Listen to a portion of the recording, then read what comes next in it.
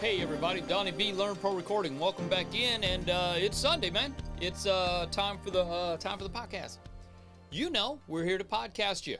Anyway, hey man, I really don't have much to talk about this week. There's some cool stuff coming up.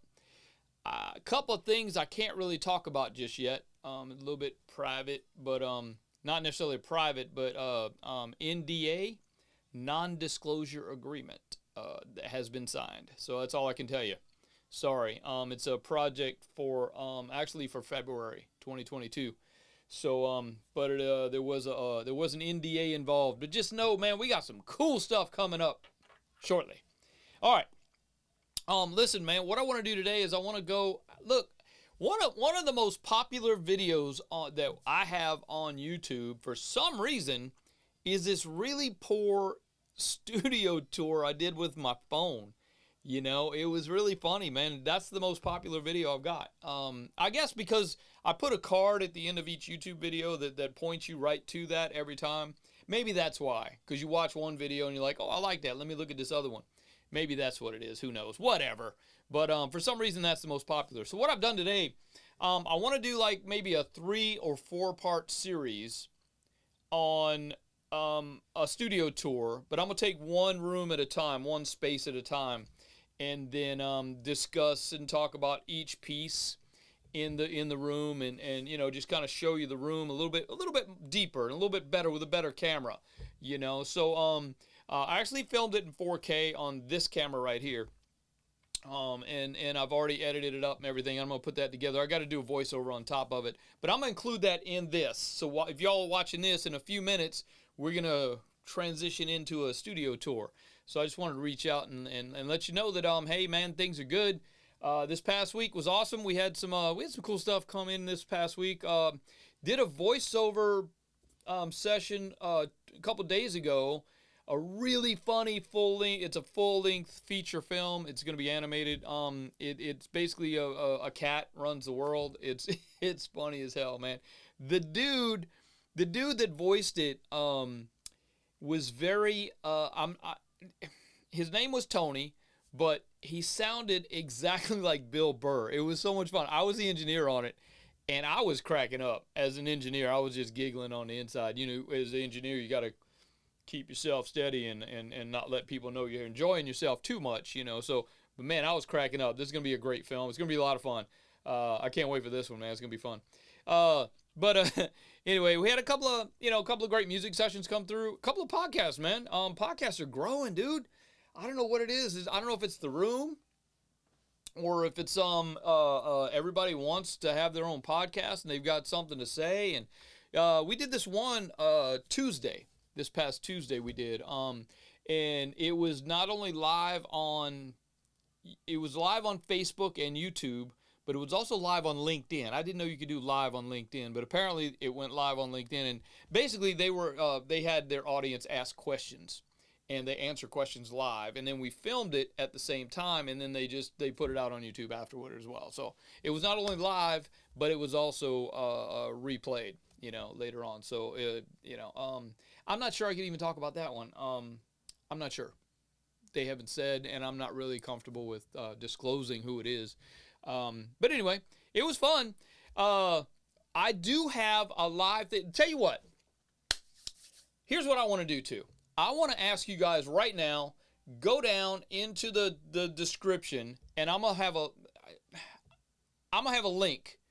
Now, I'm not going to do a link. Just let me know in the comments. Let me know if y'all want to see me do a live mix in my Studio B, which is right. I point this way because it's right behind us.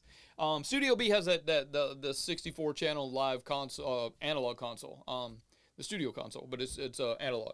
But I'd like to set up a couple of cameras and just do a live mix live. You guys, of course, we'll give enough notice that everybody has, you know, can plan to be there. Ask questions, comment, let me know my snare sounds like garbage, whatever, man, whatever it comes down to. I really want to do that in the next couple of weeks, okay? But what I want you to do is I want you to let me know what day and what time would be good for you guys for us to do this. I'm also going to put a survey out. I'm going to send a survey out to my list. If you're on my list, you're going to get the survey as well, so you don't have to do the YouTube thing. But you guys that are on YouTube that aren't on my list, Get on my list, because then you'll get the surveys and stuff like that. You also get all the free stuff, man. We're giving away free stuff like twice a week. And if you guys aren't on my list, you're missing out. Okay, so go get on the list. It's go to learnprorecording.com right now. Sign up. It's free, or you can pay for the membership. Man, you pay for the membership, you get even more stuff, a lot more stuff, okay? But you can sign up for free. If $7 a month is too much for you, you can go there and just get it for free. It's okay, man. So, no, look, the membership is awesome because with the membership, you also get access to the community. And the community is also part of... the community is basically what it sounds like. It's a community. It's like a private Facebook group, but it's not Facebook. So we don't have to deal with the Facebook regulations and all that stuff. But it's awesome, man, because you can ask questions, you can comment, you can tell us who you are, what you do, show pictures of your studio. You can share templates, share plug-in presets, mix critiques. Let the community critique one of your mixes, man. That sometimes can be brutal, but being brutal sometimes is what we need to make our mixes better. Man, I listened to I found an old hard drive the other day, man. I was listening to some old mixes from 15 years ago. Woo! Man, I'm so glad I got better. Those were terrible, man. Had I let anybody listen to those things back in the day, man, I may not be doing this for money. You know what I mean? That was like, ooh, that was rough, bro. Well, I don't know if y'all ever do that, man. Go back and listen to some mixes you did long ago and see, make sure you've progressed. Make sure you've gotten better, because I have definitely gotten better, just to let you know. They weren't too bad, but man, knowing having the experience and knowing what I know now, they were rough. They were awful. But back in the day, I mean, the clients loved them, so I was still getting paid. And man, it was pretty bad, bro. I don't know if y'all ever do that, but do that. It's a lot of fun. Go back and see how you've progressed and how you've grown and stuff like that. So that's always fun. Anyway, just wanted to reach out and let you know that this cool stuff's coming up. Jump in on the learnprorecording.com site. Jump in on become a member. Get access to the community. Actually, we had a couple people sign up this week, and they've already come into the community. We've already reached out. We've already started discussing stuff and talking to each other and helping each other out and that kind of thing. So it's a lot of fun, man. I think the more people we get in the community, the better it's going to be, of course. But let's do that. Y'all go over there and get. I'll put a link down below, and you're watching on YouTube, I'll put a link down there below for you. I know some of you guys are just listening to this as a podcast. This second half of this podcast, you're going to miss out a little bit because it's video. So why don't you turn it off. If you're listening to the podcast audio version, turn it off right now and go watch the YouTube version of it, because one, you get to see me, and then two, you're going to get to see the studio tour. What I'm going to do in the studio tour is I'm going to slowly talk about each piece that we have, each piece of outboard gear in our large tracking studio. I'm going to talk more about what it is when we get in there. But, I want to talk a little bit about each piece, and each piece has a story. Each piece has a history. There's a reason that I have it. There's a reason that I like it, and I'm going to share that with you. So, you guys enjoy that, man. Enjoy the quick studio tour. It's only like 5 minutes long. So, but like I said, I'm going to do this in 3 parts. I'm going to do Studio A, then I'm going to do Studio B, and then I'll do another one just on my microphone locker. My mic locker's pretty decent. It's always growing. I do like microphones. I do enjoy. I enjoy uniqueness in the microphone area. So I like weird stuff.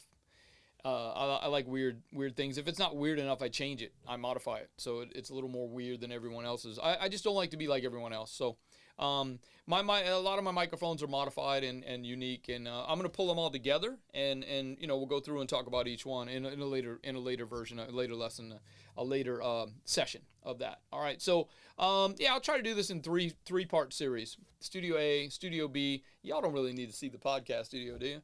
You kind of see in the best part right here, the back wall. That's the best part of the podcast studio. The rest of it's just gear.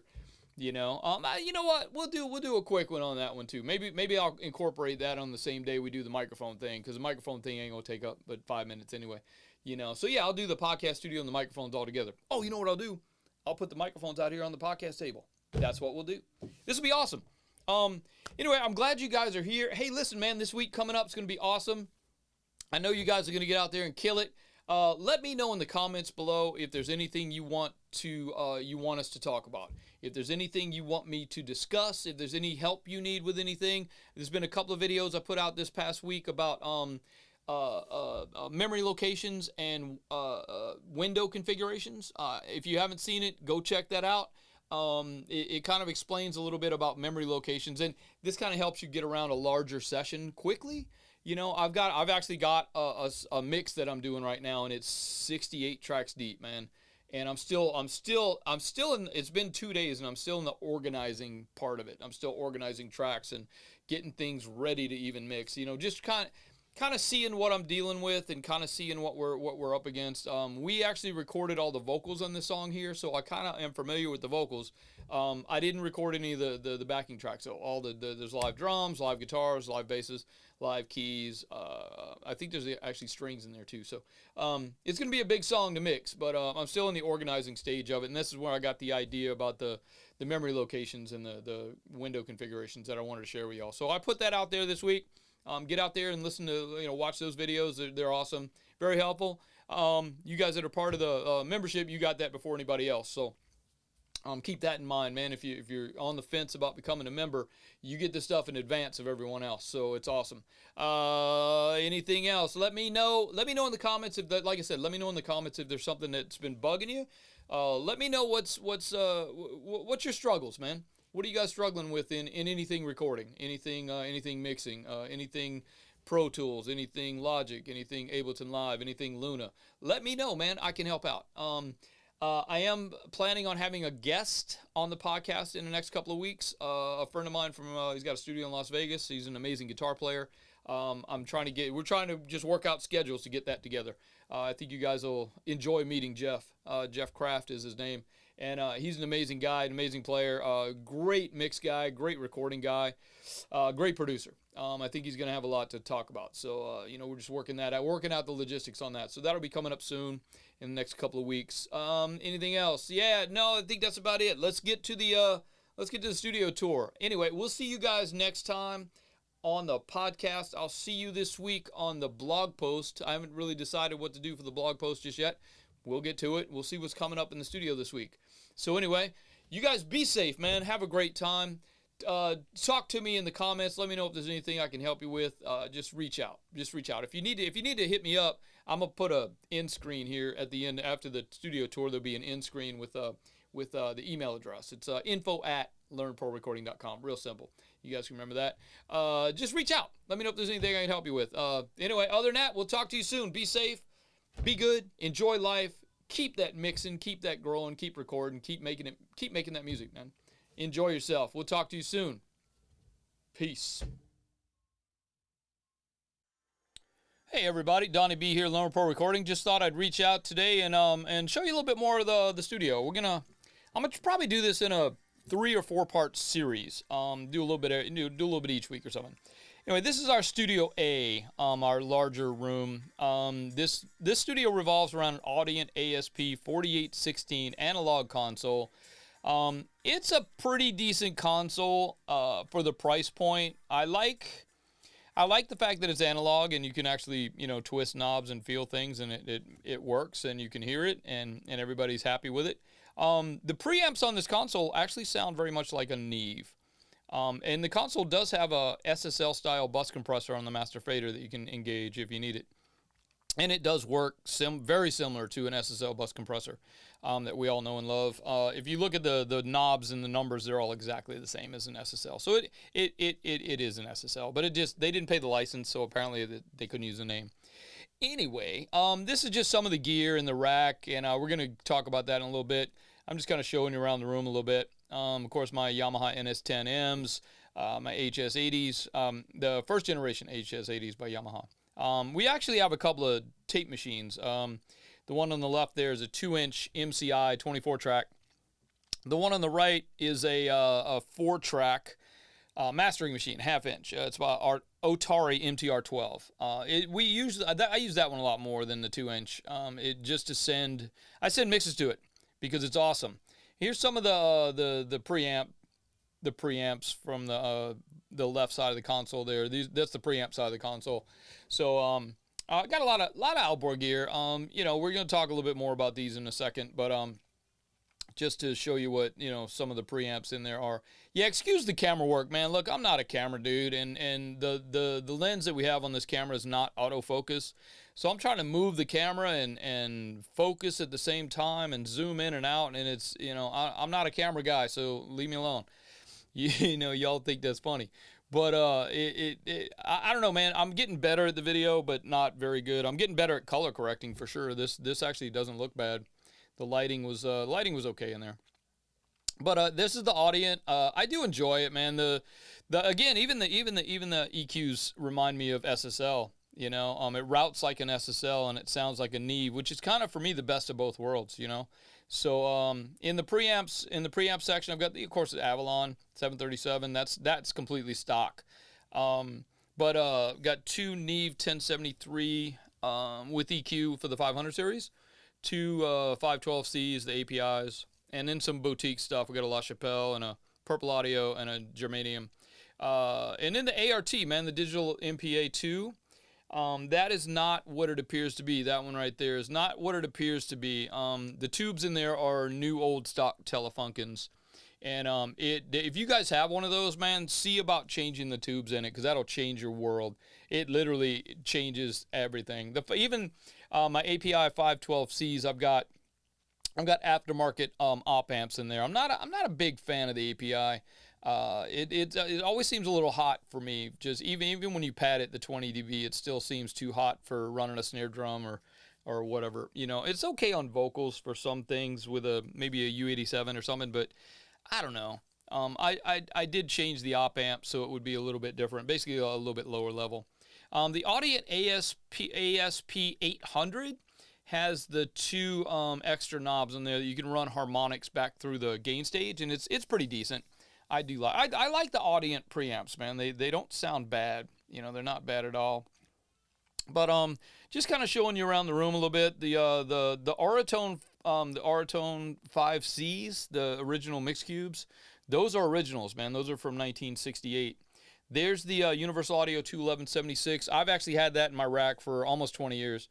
The Hula Girl's only been there for about 8 years, so maybe 10. Anyway, yeah, the NS10, those NS10s I've had for literally 20 years. Those are my first set of NS10s that I bought. I actually have another pair in Studio B, which I'll show you Studio B on the next video. The conversion in this room is the Apollo X16 Heritage Editions. Got two of those. I really like the Apollos. I like how they work. I like how they sound. This is my compressor rack. I've got a TubeTech CO1B, which gets used a lot. DBX 166, which gets used on drums quite often. The LA4s are they're really harsh. I don't mind them on guitars or even vocals if I'm trying to catch just the top of the top of the compression chain there. The Charisma dual channel tube processor is okay on a mix bus. My Yamaha SPX90, I love that reverb on my snares. The Lexicon I use for delays, things like that. And I guess that's it for the video. So anyway, you guys follow me. We'll talk soon. We'll see you on the next one. Part 2 will probably be Studio B. All right, we'll talk to you soon. See you later.